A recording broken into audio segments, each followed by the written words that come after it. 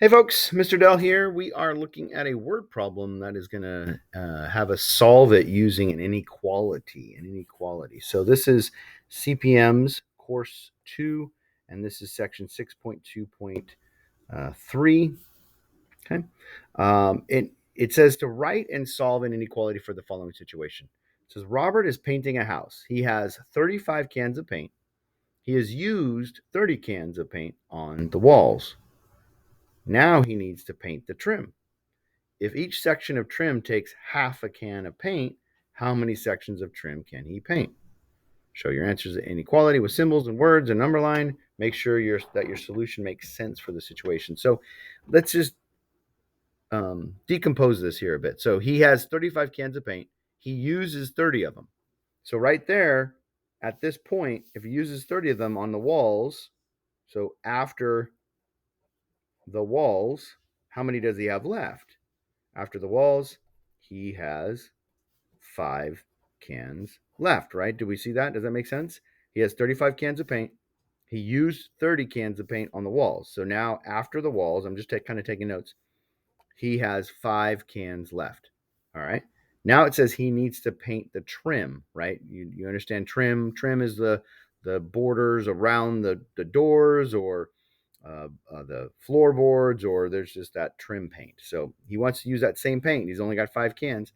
And it says if each section of trim takes half a can of paint, how many sections of trim can he paint?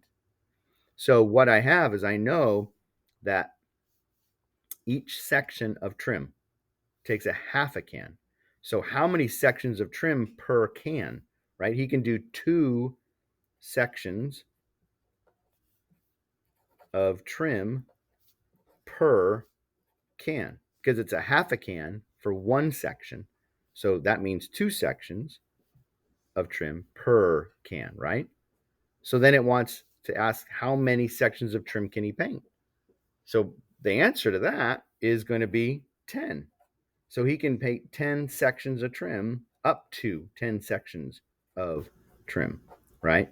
So I would say up to, because again, maybe he uses them, maybe he doesn't. How many can he actually possibly paint? So if we're saying up to that, we would say that my sections of trim, I'm gonna call my variable t. So my T, I'm going to say T represents my sections, a section of trim, right? So what inequality do I write? Because it's up to 10. So he can't do more than 10. He's got to do less than 10, right? Or up to. So we would say 10 T, the section of trim has to be less than or equal to 10. That's my inequality because he can do up to 10, but he can do less as well based on how much paint he has left. And then they want us to then at that point also show it the inequality with symbols, which we've got, and words, and a number line. Okay. The one other technicality here though is actually if I think about t is less than 10, negative numbers are less than 10, right? And so I don't necessarily consider negatives because we wouldn't have a negative number of trim. So what you end up doing is have to put this as a t is also greater than 0. So you cap that t in between 0 and 10. So there's the inequality to represent how much trim he could paint. So that's in symbols. In words would be uh, um, the number of trim sections is between 0 and 10, right? So there's one, that's the symbols, there's the words, and then the last thing it wants is on a number line, a graph. So how do I graph that? Remember on a number line, there's 0, let's see, 1, 2, 3, 4, 5, 6, 7, 8, 9, 10.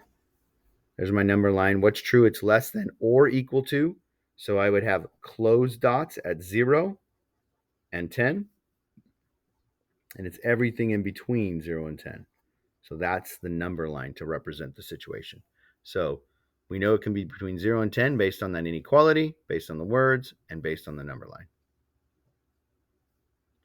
All right, there we go.